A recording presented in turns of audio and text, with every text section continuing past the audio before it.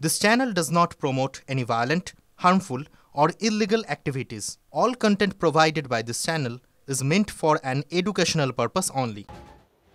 দেখুন, সামনেই বাঙালির শ্রেষ্ঠ উৎসব দুর্গাপুজো আসতে খুব বেশি দিন বাকি নেই, ঠিক এক মাস মতন বাকি রয়েছে। কিন্তু আরজি করা এই ঘটনায় মন ভাঙা বাঙালির কি উৎসবে মন আছে? আর পাড়ায় পাড়ায় প্যান্ডেল তো বাঁধা হচ্ছে ঠিকই, কিন্তু প্রাণের উৎসবে এবার প্রাণের স্পন্দনটাই যেন নেই।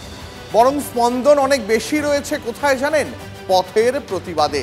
সোমবার সুপ্রিম কোর্টে তিলোত্তমা মামলা শুনানির পর অবশ্য বঙ্গবাসীকে উৎসবে ফেরার ডাক দিলেন খোদ মুখ্যমন্ত্রী।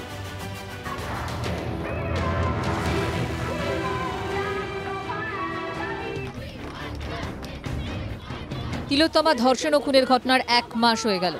অন্যদিকে এক মাসের মধ্যেই আসছে বাঙালির প্রাণের উৎসব। কিন্তু ঠিক এই মুহূর্তে এক অদ্ভুত টানাপোড়েনের মধ্যে দাঁড়িয়ে বাংলা ও বাঙালি। পাড়ায় পাড়ায় প্যান্ডেলের কাজ শুরু হয়েছে বটে, তবে পুজোকে ঘিরে অন্যান্য বছর এই সময় যে উন্মাদনা চোখে পড়ে, এবার তা গড়হাজি। উৎসবের কাঠামো আছে কিন্তু প্রাণ নেই।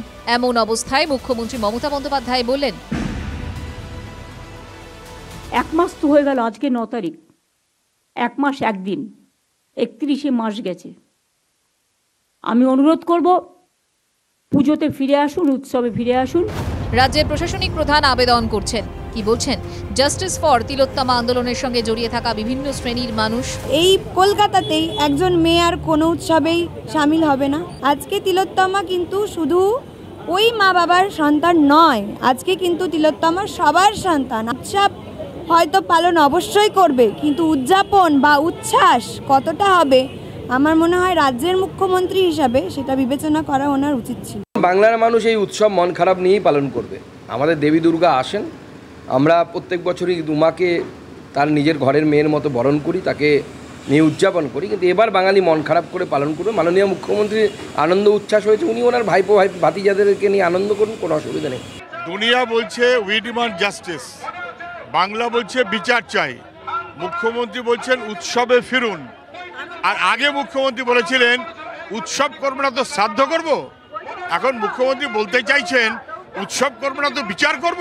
উনি বিচারের বিরুদ্ধে, সেই কারণে উৎসবের ঢাকনা নিয়েছেন। মুখ্যমন্ত্রীর মন্তব্য নিয়ে সোশ্যাল মিডিয়ায় ঝড় উঠতে শুরু করেছে। একদিকে বাঙালির প্রাণের উৎসব, অন্যদিকে তিলোত্তমার বিচারের দাবি। দুইয়ের মাঝে দাঁড়িয়ে পুজোর সঙ্গে অর্থনীতির একটা যোগ রয়েছে। অনেক মানুষের রুজি রুটি নির্ভর করে, এটা সত্যি। কেউ কেউ বলছেন পুজো হোক, কিন্তু উৎসব নয়। আমার ঘরেও দুর্গাপুজো হতো, আমার মেয়ে নিজে করত, সেটা তো আমার বাড়িতে তো কোনোদিন আর দুর্গাপুজোর আলো জ্বলবে না। আমার ঘরের প্রদীপ নিভে গেছে, আমি কি করে মানুষকে বলবো উৎসবে ফিরতে বলুন? এক মাস হয়ে গেছে। যদি মুখ্যমন্ত্রীর ফ্যামিলিতে এরকম ঘটনা ঘটতো, উনি কি পারতেন এটা বলতে? নিশ্চয়ই পারতেন না। আমাদের আন্দোলনকে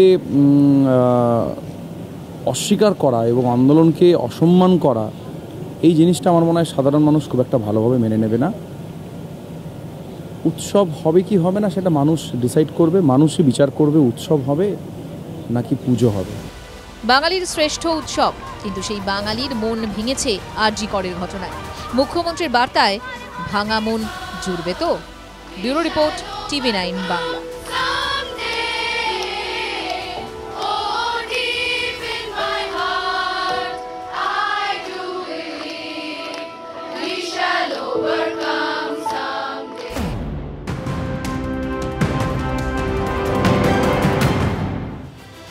আর এবার নজর রাখবো এই মুহূর্তের একটি বড় খবরের দিকে। তিলোত্তমার পোস্টমর্টেম করা ডাক্তারদের চিঠি পাঠালো সিবিআই।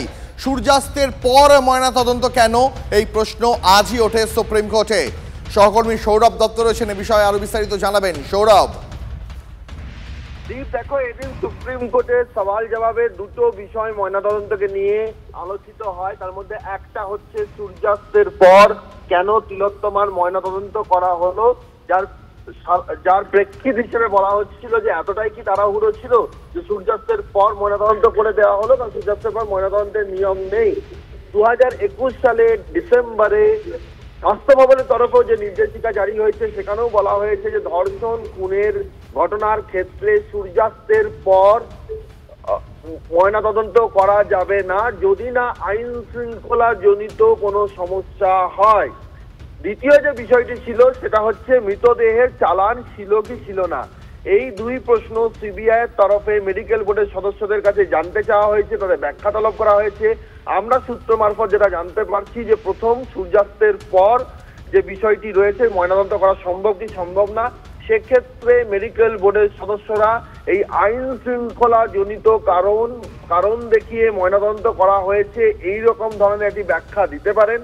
দ্বিতীয় যে বিষয়টি চালান ছিল না বলেই আমরা আরজিকর মেডিকেল কলেজ সূত্রে জানতে পারছি, এবং সেক্ষেত্রে যে ব্যাখ্যা সেই ব্যাখ্যা হচ্ছে সেই ক্ষেত্রে তাদের কি ব্যাখ্যা হয়, তারা কি দেন সেটা দেখতে হবে। তবে আমরা যেটা জানতে পারছি যে যেহেতু প্লেস অফ ক্রাইমে তিলোত্তমার পরনের যে জিন্স, সেই জিন্স এবং যে আন্ডারগার্মেন্ট সেগুলো চালানের সঙ্গে সিজ হিসেবে দেখানোর কথা, সেই বাজেয়াপ্ত তালিকায় চালানে সেগুলির উল্লেখ ছিল কিনা, সেই কারণেই চালানটি এতখানি গুরুত্বপূর্ণ হয়ে উঠেছে। তবে চালান ছিল না এই মর্মেই মেডিকেল বোর্ডের সদস্যরা জানাবেন। সেক্ষেত্রে একটা ব্যাখ্যা হতে পারে যে কলকাতা পুলিশের ক্ষেত্রে যে একই মেডিকেল কলেজে যেহেতু ঘটনাটি ঘটেছে, যেহেতু এটা এমন নয় যে মুকুন্দপুরে ঘটেছে এবং আরজি করে দেহটি আসছে, যেহেতু আরজি করেই ঘটেছে, সেক্ষেত্রে চালানের প্রয়োজনীয়তা পড়েনি, এরকম একটা ব্যাখ্যা দেওয়া হতে পারে। পুরো বিষয়টি আমাদের নজরে রাখতে হবে। দীপ, অনেক ধন্যবাদ সৌরভ।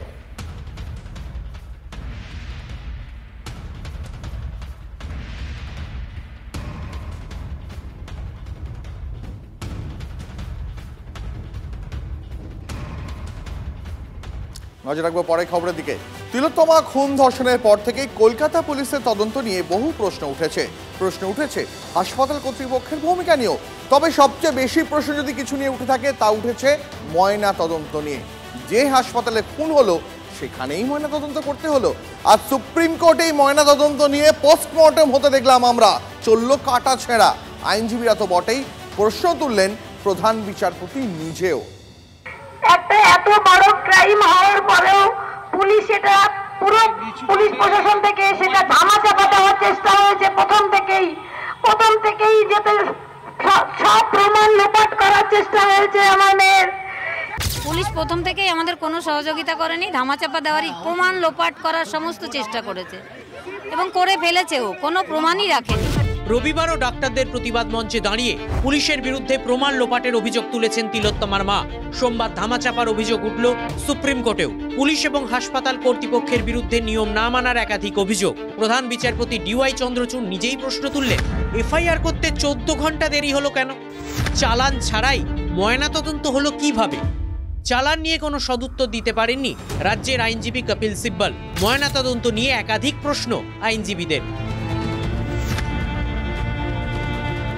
শকিং, পোস্টমর্টেম রিপোর্ট নিয়ে সুপ্রিম কোর্টের ঠিক এই শব্দটাই ব্যবহার করেছেন জনস্বার্থ মামলার আইনজীবী ফিরোজ এডুলজি। ময়নাতদন্তের পর নমুনা ঠিকভাবে সংরক্ষণ করা হয়নি বলে অভিযোগ তুলেছেন এডুলজি। ভ্যাজাইনার রক্তের নমুনা 4 ডিগ্রি সেলসিয়াসে সংরক্ষণ করা হয়নি, এতে নমুনা নষ্ট হয়ে যাওয়ার সম্ভাবনা রয়েছে। নমুনা সংগ্রহ নিয়ে প্রশ্ন তুলেছেন কেন্দ্রের কৌঁসুলি তুষার মেহতাও। সুপ্রিম কোর্টের দৃষ্টি আকর্ষণ করে সলিসিটর জেনারেলের সওয়াল, ফরেন্সিক রিপোর্ট দেখে অত্যন্ত গুরুতর বলে মনে হয়েছে। কে নমুনা সংগ্রহ করেছে সেটা গুরুত্বপূর্ণ হয়ে উঠেছে। ফিরোজ এডুলজিও ময়নাতদন্ত নিয়ে একের পর এক প্রশ্ন কোর্টের সামনে রেখেছেন। এডুলজির সওয়াল, সন্ধ্যে 6টার পর ময়নাতদন্ত করা যায় না। উদ্দেশ্যই ছিল মৃতদেহ তাড়াতাড়ি ছেড়ে দেওয়া। 27 বছরের কেরিয়ারে কখনো দেখিনি এফআইআর হওয়ার আগে জিনিসপত্র বাজেয়াপ্ত করা হয়েছে। এফআইআর হওয়ার আগে ময়নাতদন্ত হলো কিভাবে? ময়নাতদন্তকারী দলের চিকিৎসকদের নিয়েও প্রশ্ন তুলেছেন এডুলজি। তাঁর অভিযোগ, ময়নাতদন্ত টিমে 3 জন ডাক্তারই উত্তরবঙ্গ লবির। ময়নাতদন্ত টিমে এনআরএস এর ডাক্তার মলি বন্দ্যোপাধ্যায়ের উপস্থিতি নিয়ে আগেই প্রশ্ন উঠেছে। স্বাস্থ্য ভবনের নির্দেশিকা ছাড়াই কিভাবে এনআরএস এর ডাক্তার আরজি করে ময়নাতদন্ত করতে রাজি হলেন, সেই প্রশ্ন তুলেছেন চিকিৎসকরাই। আমরা প্রথমে ভেবেছিলাম এটা বোধহয় ডিএমইর বা ওই জাতীয় কোনো উচ্চস্তরের আমলার কোনো অর্ডার, কিন্তু আলটিমেটলি দেখতে পেলাম যে এটা সঞ্জয় বৈশ্যর এবং এটা পশ্চিমবঙ্গের যে সরকারি চিকিৎসকের যে বিধান আছে এটা সম্পূর্ণ তার পরিপন্থী, এটা ভুল।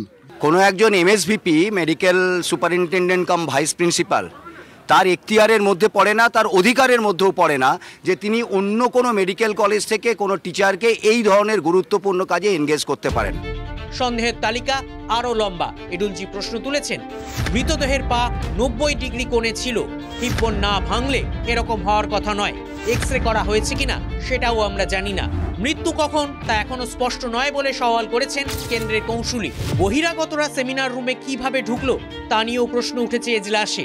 এডুলজির সরাসরি অভিযোগ, গোটা তদন্ত প্রক্রিয়ার সঙ্গে আপোষ করেছে পুলিশ।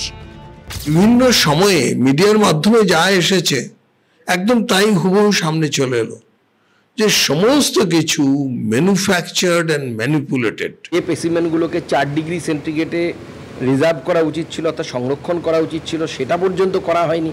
কোনো কিছু নিয়ম মানা হয়নি যাতে কোনো তথ্য প্রমাণ যেন না থাকে।